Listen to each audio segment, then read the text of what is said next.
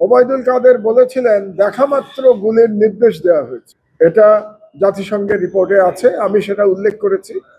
কাজেই কমান্ড রেসপন্সিবিলিটিতে ওবায়দুল কাদের এখানে গণহত্যার জন্য অপরাধী হয়ে যান, কারণ তিনি নির্দেশ বলেছিলেন দেখা মাত্র গুলির নির্দেশ দেওয়া হয়েছে। আর আসাদুজ্জামান খান কামাল, যিনি স্বরাষ্ট্রমন্ত্রী ছিলেন, তিনি নির্দেশ দিয়েছিলেন প্রাণঘাতী অস্ত্র ব্যবহার করবার জন্য। এবং প্রতিদিন তার বাড়িতে কোর কমিটির মিটিং হতো, যেই কোর কমিটির মিটিংয়ে পুলিশের আইজি, যিনি এই মামলার আসামি এবং রাজসাক্ষী আব্দুল্লাহ আল মামুন, এবং অন্যান্য আইন শৃঙ্খলা বাহিনীর প্রধানগণ এবং গোয়েন্দারা, সরকারের বিভিন্ন গোয়েন্দারা উপস্থিত থাকতেন এবং তারা প্রতিদিন সিদ্ধান্ত নিতেন যে পরের দিন কিভাবে গণহত্যা চালানো হবে। নিজে বলেছিলেন যে যারা আন্দোলনের নেতৃত্ব দিচ্ছে তাদেরকে হত্যা করো এবং তাদের লাশ গুম করো। কতটা ভয়াবহ একজন সরকার প্রধান হতে পারে যে সে সন্তান তুল্য ছাত্রদের কথা বলছে হত্যা করবার জন্য এবং তাদের লাশ গুম করবার জন্য। আমার খুব অবাক লাগে এখন যখন কাউকে বলতে শুনি যে আগেই ভালো ছিল। এত তাড়াতাড়ি তারা এই দানবদের কাহিনী ভুলে গেছে বাংলাদেশের জনগণ, বা বাংলাদেশের জনগণ ভুলে নাই। বাংলাদেশের যারা সুবিধা পাচ্ছে না বর্তমান সরকারের আমলে, ব্যক্তিগত সুবিধা পাচ্ছে না, তারাই বলছে, এবং পতিত ফ্যাসিবাদের দালালরা বলছে যে আগেই ভালো ছিল, যেখানে শেখ হাসিনা বলেছিলেন হত্যা করে লাশ গুম করে ফেলতে।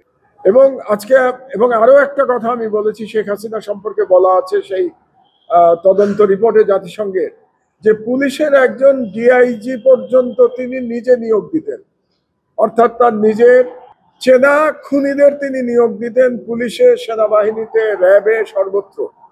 এভাবেই তিনি বাংলাদেশে ফ্যাসিবাদ কায়েম করেছিলেন এবং সারা বিশ্বে এটা এখন প্রমাণিত হয়ে গেছে যে বাংলাদেশ একটা ফ্যাসিস্ট রাষ্ট্র ছিল এবং শেখ হাসিনা একটা ফ্যাসিস্ট প্রধানমন্ত্রী ছিলেন, যিনি ভারতের নির্দেশে কাজ করেছেন, বাংলাদেশকে একটি উপনিবেশে পরিণত করেছিলেন। তিনি ভারত থেকে 1981 সালে বাংলাদেশে এসেছিলেন এবং বাংলাদেশের সম্পূর্ণ রাষ্ট্র ব্যবস্থা ধ্বংস করে দিয়ে 2024 সালে আবার সেই ভারতেই পালিয়ে গেছে। আর আমি আর একটা কথা আজকে খুব জোরের সাথে বলেছি, যে মায়ের বুক খালি হয়েছে, যে পিতা সন্তান হারিয়েছেন, তারা এই ট্রাইব্যুনাল দিকে তাকিয়ে আছেন।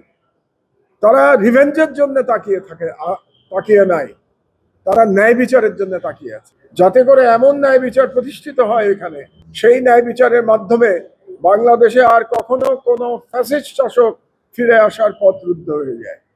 এবং আমি আমার বক্তব্যের শেষে জানিয়েছি যে বাংলাদেশের একজন সচেতন নাগরিক হিসেবে এবং একজন বর্ষিয়ান নাগরিক হিসেবে আমি ট্রাইব্যুনালকে সাহায্য করতে এসেছি, সহায়তা করতে এসেছি। 15 বছর ধরে আমি যে ফ্যাসিবাদকে দেখেছি তার বিশ্লেষণ দিয়ে আমি সহায়তা করছি ট্রাইব্যুনালকে, যাতে তারা ন্যায় বিচার করতে পারে।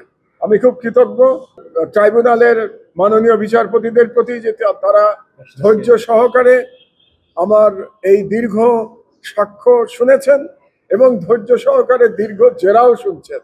এবং আমি ডিফেন্স লয়ারকেও কনগ্রাচুলেট করছি যে তিনি খুবই প্রফেশনালিজমের সাথে তিনি আমাকে জেরা করছেন এবং তাতে আমার এই বয়সে একটু কষ্ট হচ্ছে। আজকে 2 দিন কন্টিনিউয়াসলি আমাকে সাক্ষ্য এবং জেরা দিতে হচ্ছে, যা মিডিয়ার যারা ভিতরে ছিলেন তারা দেখেছেন, এবং কালকেও এটা অব্যাহত থাকবে। আমি ক্লান্ত হয়ে পড়ছি, কিন্তু আগেই বলেছি যে আমি ন্যায় বিচারের জন্য সহায়তা করতে চাই। কাজে আমার ব্যক্তিগত যতই কষ্ট অসুবিধা হোক না কেন, আমি অফিসে কাজও করতে পারছি না, পত্রিকা অফিসে হলেও আমি মনে করছি এটা নাগরিক হিসেবে আমার কর্তব্য তাদের সব প্রশ্নের জবাব দেওয়া এবং জেরার মুখোমুখি হওয়া। তো কালকে যেখানে আমি সাক্ষ্য প্রদান শেষ করেছিলাম, আজকে সেখান থেকে শুরু করেছি। অর্থাৎ কালকে আমি শেষ করেছিলাম বাংলাদেশে ফ্যাসিবাদ কিভাবে বিকশিত হয়েছিল এবং এই ফ্যাসিবাদ বিকশিত হওয়ার মাধ্যমে 3টি ভুয়া নির্বাচন অনুষ্ঠিত হয়েছিল 2014, 2018 এবং 2024 সালে। ভূমিকা পালন করেছিল তাদের সম্পর্কে আমি কালকে বলেছিলাম। তাদের মধ্যে পুলিশ ছিল, সেনাবাহিনী ছিল, ইলেকশন কমিশন ছিল, আহ, এবং এবং বিচার বিভাগ ছিল প্রধানত।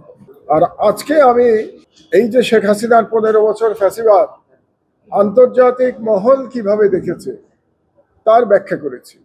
তার মধ্যে প্রধানত আমি জাতিসংঘ হিউম্যান রাইটস কমিশন যে প্রতিবেদন তৈরি করেছিল 2024-এর মহান জুলাই বিপ্লবের গণহত্যার উপরে, সেটার ব্যাখ্যা করেছি এবং বিশেষ করে তিনজনের প্রসঙ্গ আমি উল্লেখ করেছি সেখানে, এই শেখ হাসিনার কাছ থেকে শিক্ষা নিয়ে এবং এদের দুষ্কর্ম থেকে শিক্ষা নিয়ে, যেভাবে তারা রাষ্ট্রকে ধ্বংস করেছে এবং দুর্নীতি করেছে।